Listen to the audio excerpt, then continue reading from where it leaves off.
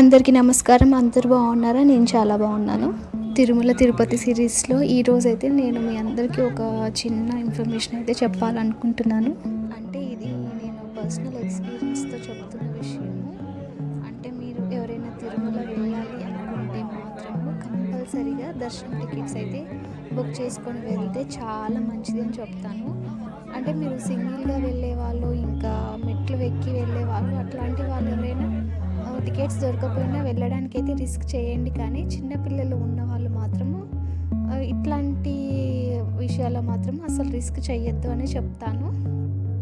ఎందుకంటే ఒకప్పుడు అంటే దర్శనము టికెట్స్ బుక్ చేసుకోవాలంటే మనము ఇంటర్నెట్ సెంటర్కి వెళ్ళి బుక్ చేసుకోవడము, లేకపోతే చాలా అంటే అందరికీ తెలియని పద్ధతులు ఉండేవి. అవి ఎవరికి తెలియకపోయేవి. ఇలా టికెట్స్ దొరుకుతాయి, లేకపోతే మనం అక్కడికి వెళ్ళి టికెట్స్ తీసుకోవాలి, ఇట్లా ప్రాసెస్ ఉండేది. కానీ ఇప్పుడు మనందరికీ మొబైల్స్ అవైలబుల్లోనే ఉంటున్నాయి. అందరి ఫోన్లో ఇంటర్నెట్ ఉంటుంది.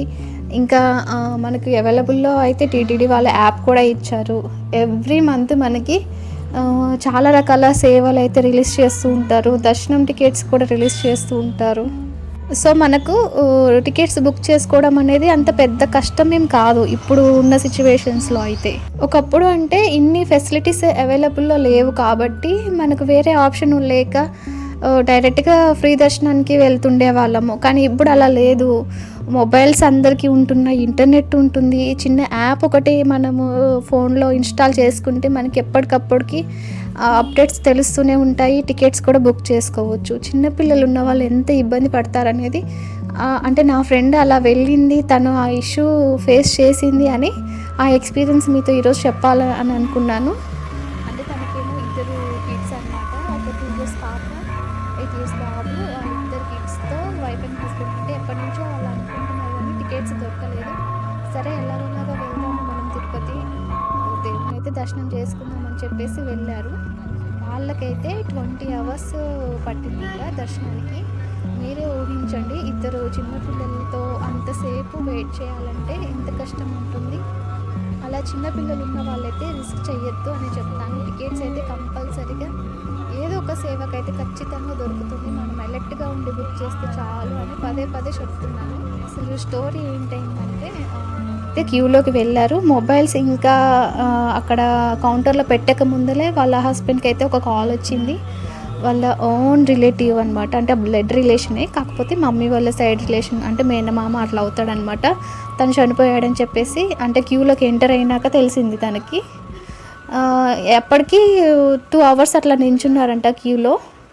ఇలా దగ్గర రిలేటివ్స్, ఆయన చాలా క్లోజ్, అట్లా అంటే ఆయన అట్లా అయింది, వెళ్ళకుండా ఉంటే బాగోదని చెప్పేసి ఆయన వెళ్ళిపోవాలనుకున్నారు. ఇటు చూస్తేనేమో పిల్లల్ని తీసుకొని తిరుపతి రావాలనేది వాళ్ళ మొక్కంటే, అలా అని చెప్పి దర్శనం కాకుండా వెళ్ళలేమని చెప్పేసి వాళ్ళ వైఫ్ అండ్ పిల్లల్ని లైన్లోనే వదిలేసి ఆయనైతే వెళ్ళిపోయాడు. ఆయన వెళ్ళిపోయినాక ఆమె ఎంత అవస్థ పడిందంటే, అంటే అవస్థ మీన్స్ అన్నీ అవైలబుల్లో ఉంటాయి, వాటర్, ఫుడ్ అన్నీ దగ్గరలో ఉంటాయి. కానీ పిల్లల్ని ఎంతసేపు మనము ఎత్తుకొని ఉండడము, కూర్చోపెట్టడము, వాళ్ళని కామ్గా ఉంచడం అనేది కష్టం కదా. ఒక ఓపెన్ ఇంట్లోనే ఎవరు లేనప్పుడు పిల్లల్ని ఎంత అల్లరి చేస్తారో, అలాంటిది అంతమంది రష్లో ఉన్నప్పుడు పిల్లల్ని మనం మేనేజ్ చేయలేము. ఒక 20 hours అంటే ఆల్మోస్ట్ పడుకోవడం కూడా కుదరదు కదా. అంటే తిరుపతిలో అన్ని ఫెసిలిటీస్ ఉంటాయి, అన్ని చోట్ల అంత మేనేజ్మెంట్ నీట్గా ఉంటుంది. కానీ పిల్లలతో అనేది కష్టము. పిల్లలకి ఎంత ఉన్నా సరే వాళ్ళు సఫకేట్ అవుతూ ఉంటారు కదా. ఈ సిచ్యువేషన్స్ ఫేస్ చేయకూడదంటే ముందే ప్రీ ప్లాన్గా అయితే ఉండండి. టీటీడీ వాళ్ళు ఇట్లాంటి ఇబ్బందులు ఫేస్ చేయకూడదని చెప్పేసి 1 year లోపు పిల్లలు ఉన్న వాళ్ళకైతే సుపదం నుంచి దర్శనానికి ఎలో చేస్తున్నారు. అంటే 1 year లోపు పిల్లలు ఉన్న వాళ్ళ ఆధార్ కార్డు కానీ బర్త్ సర్టిఫికేట్ కానీ తీసుకొచ్చి చూపిస్తే వాళ్ళతో పాటు వాళ్ళ ఫ్యామిలీని అయితే ఎలో చేస్తున్నారు. అంటే వైఫ్ అండ్ హస్బెండ్ అను చిన్న బేబీ ఉన్నవాళ్ళు, ఇంకొక కిడ్ ఉంటే మొత్తం 4 members-ని అయితే సుపదం నుంచి ఎలో చేస్తున్నారు. వాళ్ళు కూడా భక్తులు ఇబ్బంది పడకూడదని కొత్త కొత్త సేవలకి కొత్త కొత్తవి అయితే ఎలో చేస్తూనే ఉన్నారు. కానీ తిరుమల అంటే ఎంత ఫేమస్ అంటే ఎన్ని మార్గాలు చూపించినా భక్తులు మాత్రము పెరుగుతూనే ఉంటారు. కాబట్టి వాళ్ళందరికీ అవకాశాలు ఇవ్వాలని చెప్పి ఎట్లా అన్ని రకాలుగా అన్ని సిస్టమ్స్ తెస్తూనే ఉన్నారు. కానీ ఇట్లా రష్ పెరుగుతూనే ఉంటుంది. కాబట్టి ఇంకా వాళ్ళ వల్ల కూడా కాదు, వాళ్ళని కూడా మనము తప్పు పట్టలేము. కాబట్టి మన సైడ్ నుంచి ఏదైతే చేయగలమో అనేది మనం ఆలోచించుకొని ప్లాన్ చేసుకొని వెళ్ళండి. కిడ్స్ ఉన్న వాళ్ళే ఇట్లా ప్లాన్ చేసుకోవాలా, మిగతా వాళ్ళు అవసరం లేదా అంటే అందరూ ప్లాన్ చేసుకోండి. కానీ మనకి టికెట్స్ ఎంత ట్రై చేసినా దొరకలేదు, కానీ మనం దర్శనానికి వెళ్ళాల్సిందే అన్నప్పుడే మీరైతే దర్శనానికి అయితే వెళ్ళండి. అంటే మాతో పాటు మేము తిరుపతి వెళ్ళినప్పుడు మాతో పాటు వచ్చిన ఫ్యామిలీ కూడా చాలా అంటే కొంచెము కష్టంగా ఫీల్ అయ్యారు. అంటే వాళ్ళకు కూడా టికెట్స్ చాలా వరకు ట్రై చేశారు, 300 టికెట్స్ దొరకలేదు. తర్వాత వేరే వేరే సేవలు అట్లా అయితే ఆ సేవలు కూడా ట్రై చేశారు, అందులో కూడా దొరకలేదు. అక్కడ కూడా వెళ్ళి టికెట్స్ దొరుకుతాయేమో ట్రై చేశారు, అక్కడ దొరకలేదు. ఇంకా ఫ్రీ దర్శనానికి అయితే వెళ్ళారు, వాళ్ళకు కూడా మినిమం ఒక 14 అవర్స్ అట్లా పట్టింది ఫ్రీ దర్శనానికి. అంటే వాళ్ళు మార్నింగ్ 11కి అట్లా స్టార్ట్ అయితే వాళ్ళు వచ్చేసరికి 2 అట్లా అయింది. అన్ని అవర్స్ అయితే వాళ్ళు లైన్లోనే ఉండిపోయారంట. అసలు అంటే ఇబ్బంది అంటే మనకి ఎప్పుడంటే అప్పుడు వాటర్ ఇస్తారు, పాలు ఇస్తారంట, ఇంకా టిఫిన్స్, లంచ్, ఇంకా ఏది కావాలంటే అది, ఫుడ్కి ఏ ప్రాబ్లం ఉండదు, తాగడానికి ఏ ప్రాబ్లం ఉండదు, వాష్రూమ్స్ అవైలబుల్లో ఉంటాయి, అన్నీ ఉంటాయి.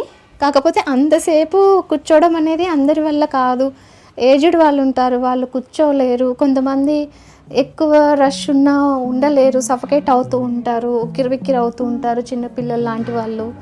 ఇలా సిచ్యువేషన్స్ ఉంటాయి కాబట్టి మనకి అన్ని సదుపాయాలు ఉన్నాయి కాబట్టి వాటిని మనం యూజ్ చేసుకోవాలి. ఒకప్పుడు అంటే చదువుకున్న వాళ్ళు లేరు, ఇంత టెక్నాలజీ ఎవరికి తెలియదు కాబట్టి అప్పుడంటే వెళ్ళిపోయారు. ఇప్పుడు అలా వెళ్ళడము ఎందుకు రిస్క్ అని. ఇంకా చాలామంది అంటే చాలామంది అంట, నాకు తెలిసి ఎవరు లేరు కానీ నేను వింటూ ఉంటాను చాలామంది ఇంకా దర్శనంకి ఎక్కువ 24 అవర్స్ 40 అవర్స్ కూడా పట్టే రోజులు ఉంటాయంట. అలాంటప్పుడు కూడా కొంతమంది ఇంకా సగదూరం వెళ్ళాక స్వామి నా వల్ల కావట్లేదని చెప్పేసి వెనుకకు వెళ్ళిపోయే వాళ్ళు కూడా ఉంటారంట. అట్లా అంత దూరం వెళ్ళి అంతసేపు లైన్లో నించొని కూడా ఆయన దర్శనం చేసుకోలేదు అన్న బాధ వాళ్ళకి ఎలా ఉంటుంది. సో అలాంటి సిచ్యువేషన్స్ రాకూడదు కాబట్టి ముందు నుంచే ప్లాన్ చేసుకొని వెళ్ళండి అని చెప్తున్నా. మేము తిరుపతి వెళ్ళిన రోజైతే 14 to 20 అవర్స్ పట్టింది దర్శనానికి. అంటే మేము ఇట్లా సేవకి సెలెక్ట్ అవ్వడం వల్ల మేము వెళ్ళాము.